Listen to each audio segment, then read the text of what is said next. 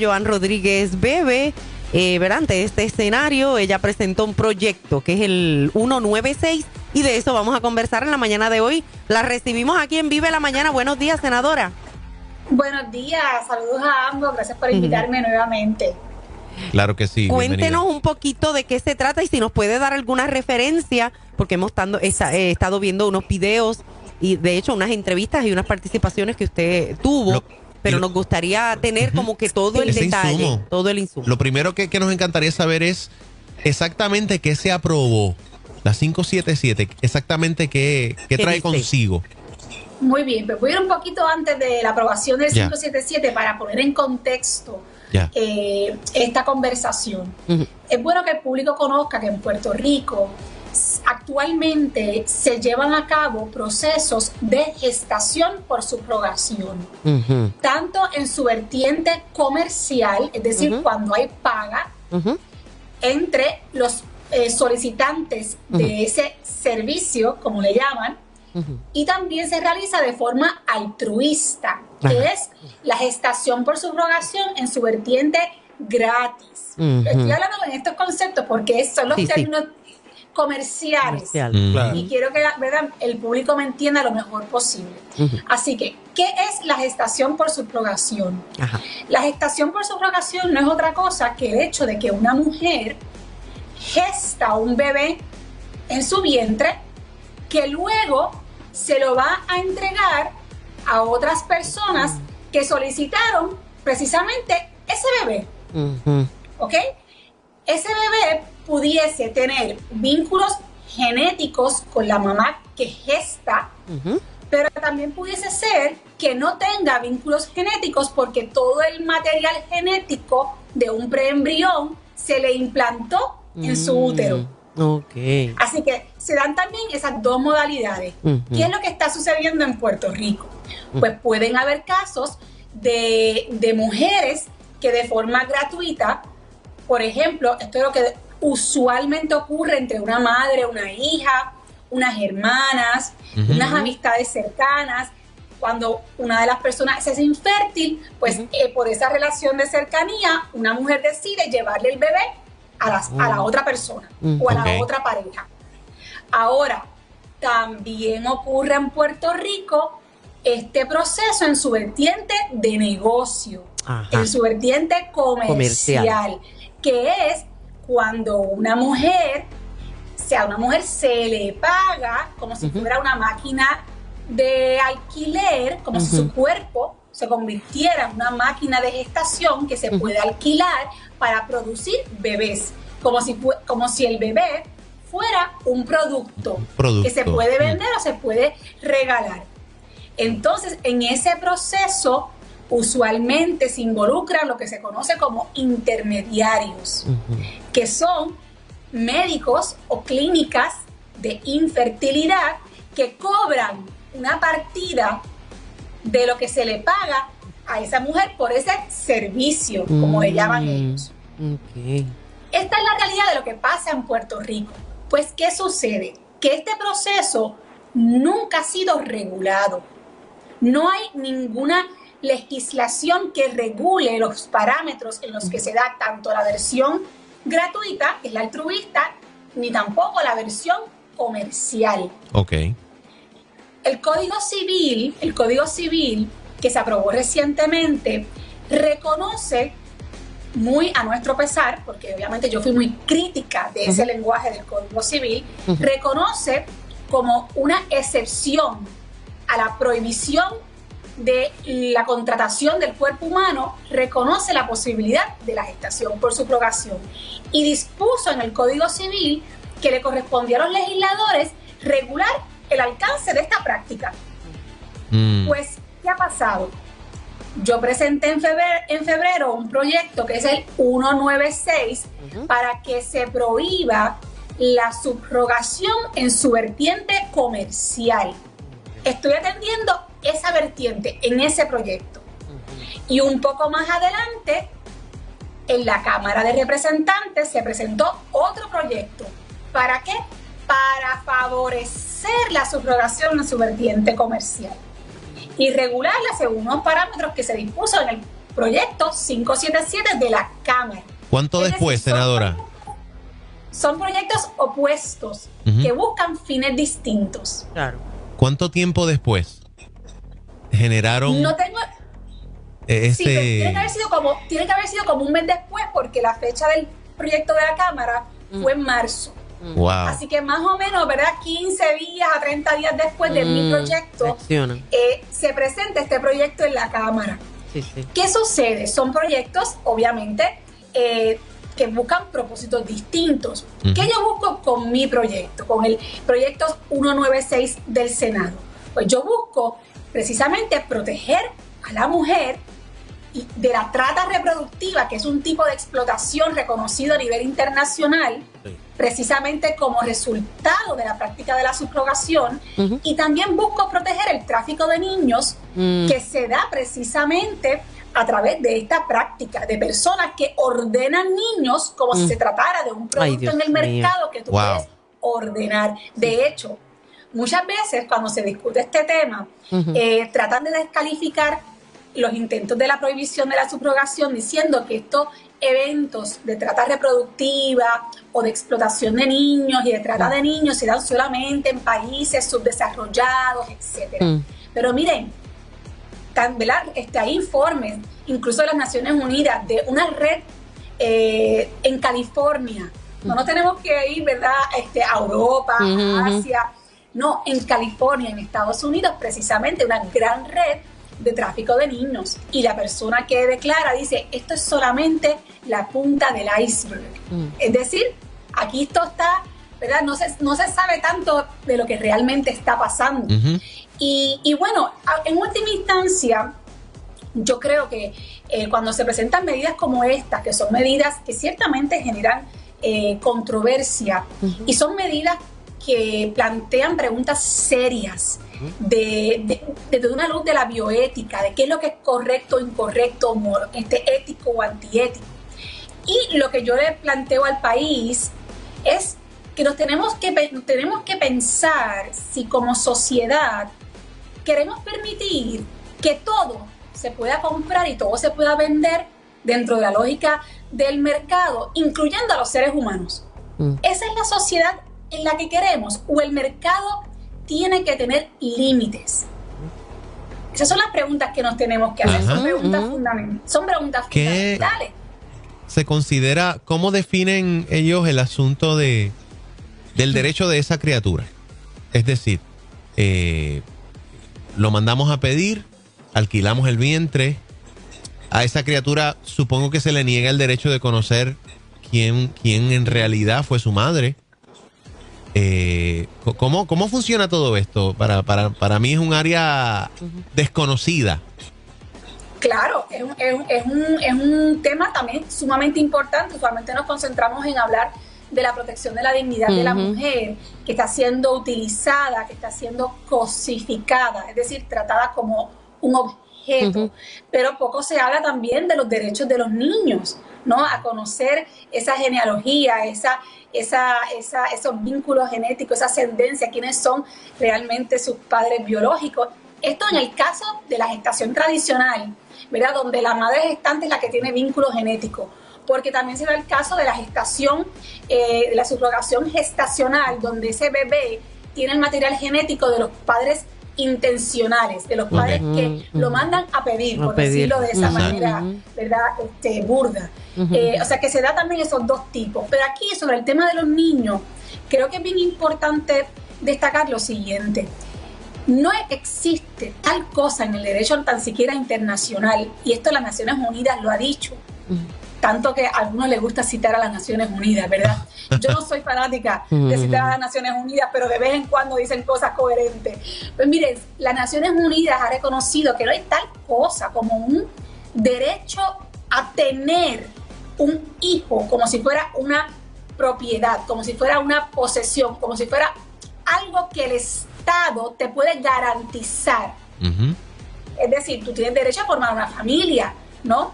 Pero el Estado no te puede garantizar que tú tienes que tenerlo, ¿no? Y en ese sentido se les reconoce y se dice, miren, los niños no son un producto. Usted puede reclamar, y que el Estado te tiene que garantizar que tú lo puedas tener y ir a un lugar y comprar un niño. El niño es un sujeto de derechos, ¿no? Y tenemos que tener mucho cuidado, ¿no? De cómo delindamos esa realidad. ¿Quiénes son los beneficiarios o quiénes están empujando esto para lucrarse de todo este proceso y obviamente sabemos que hay sectores empujando esto, pero ¿cómo se van a beneficiar? Cantidades, si usted sabe, y quiénes también están empujando, si los podemos sacar a la luz.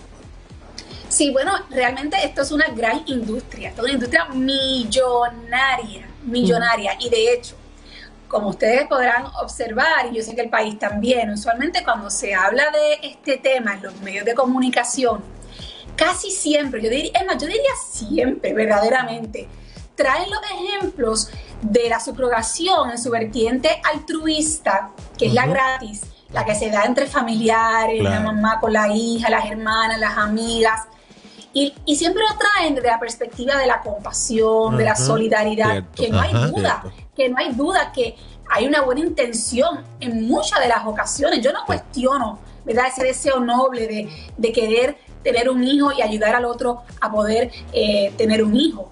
Ese no es el asunto. El asunto aquí es que si se fijan en los medios y en las historias que llegan al público, probablemente nunca hablan de esta práctica en su vertiente comercial y cuánto dinero se involucra en ese proceso.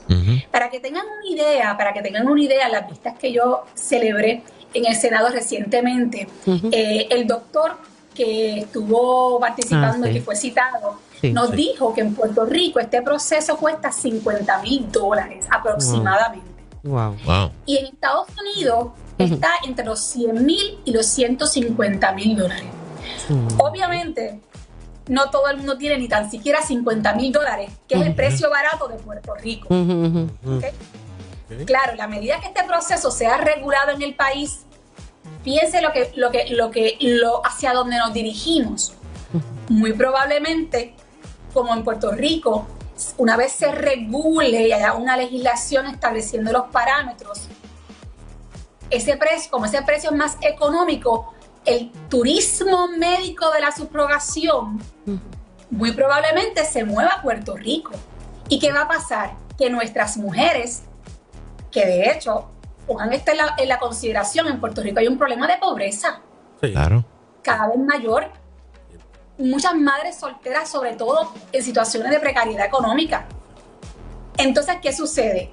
Que está más que documentado, pero más que documentado, esto no es ni siquiera una apreciación, que la práctica de la subrogación, digamos que, o sea, en el 99% de los casos, se da entre personas que tienen el poder adquisitivo para pagar el servicio y una mujer en necesidad de supervivencia, en necesidad económica.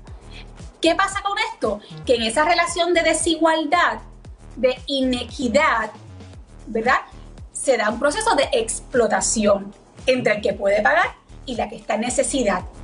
Esto es lo que está documentado a todas luces, o sea, esto no está en controversia. Por lo tanto, se trata de una industria que se lucra, que se beneficia de la desigualdad de una mujer en desventaja económica. ¿Y quiénes están lucrando aquí? Mire, ¿sabe qué? La mujer, obviamente, que presta su vientre, recibe una compensación. Ella, podríamos decir así, está recibiendo un beneficio económico a cambio de ser utilizada como una máquina de gestación, pero también se benefician las clínicas de fertilidad y los médicos involucrados en este proceso. Por ejemplo, en Puerto Rico, este doctor nos dijo, en el caso de él, yo no conozco el caso de los otros médicos que hacen este proceso, que de esos $50,000, su clínica cobra $15,000. $5,000 son para gastos médicos y $30,000 son para la mujer que gesta ese bebé. ¿Okay? Así que en Estados Unidos no sé cómo se divide, ¿no?, esas compensaciones, pero ciertamente esto es una industria obviamente multimillonaria a nivel internacional, que en Puerto Rico todavía es pequeña, pero en la medida en que se regule para favorecer que nuestras mujeres puedan ser utilizadas como máquinas de gestación, no se extrañen que aumenten esos casos e inclusive que personas no solamente de Estados Unidos, sino también de otros países vean en Puerto Rico una opción económica para utilizar a nuestras mujeres. Un mercado sólido, un probable mercado sólido, y no dude que también lo aumenten, no quizás llevarlo a aquellos puntos de 100 o 150, pero lo aumenten para beneficiar muchas de estas clínicas y obviamente, como usted bien ha dicho, en arroz habichuela. Basado a la necesidad que hay, la gente, muchos no tienen los valores, los simientes como deberían, van a coger por esta línea. ¿Cómo combate este proyecto al Senado esta agenda? ¿Qué propone el proyecto al Senado 196? Bueno, pues mi proyecto es un proyecto sencillo en términos de que es un proyecto que va al punto, y lo que dice es, vamos a hacer una enmienda en el Código Civil para que se prohíba recibir compensación por la gestación por subrogación. En otras palabras, vamos a prohibir la subrogación en su vertiente comercial.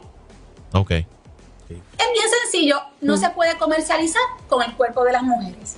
Tenemos que cerrarle la puerta a la trata reproductiva, a la explotación de las mujeres y al tráfico de niños. Eso en Puerto Rico no puede haber cabida, porque déjenme comentarles, para poner también esto en contexto, en muchos de los países como India, Nepal, Tailandia, donde se daba esta práctica sin ningún tipo de regulación por mucho tiempo, cuando obviamente los gobiernos reconocen que sus mujeres están siendo explotadas porque vienen de todas partes del mundo, personas a utilizar los vientres de las mujeres en desventaja económica, empiezan esos países a crear regulaciones bien rigurosas. ¿Y qué sucede? Que obviamente la medida en que esos países han ido cerrando esas posibilidades de que se utilicen a sus mujeres, pues ese turismo, ¿verdad?, de la subrogación que va buscando a esas mujeres que pueden, a quienes le pueden adquirir el vientre, se va a ir moviendo. En la medida en que Puerto Rico este proceso se regule y hay algunos estándares que alguien pueda considerar seguros y no se les cierre la posibilidad a los extranjeros de venir aquí a pagarle a las mujeres puertorriqueñas, tenemos que tener mucho cuidado. Por eso es que este proyecto de la Cámara, el 577, es bien peligroso, porque tan siquiera limita que este proceso no se le pueda proveer a las personas extranjeras. Es decir, todo el mundo del planeta podría venir a Puerto Rico a aprovecharse de los bajos precios en comparación con Estados Unidos, de un proceso regulado. Increíble. Wow. Y nos preguntamos ¿dónde están aquí, verdad, los sectores que defienden a las mujeres? Exacto, eso es preguntar.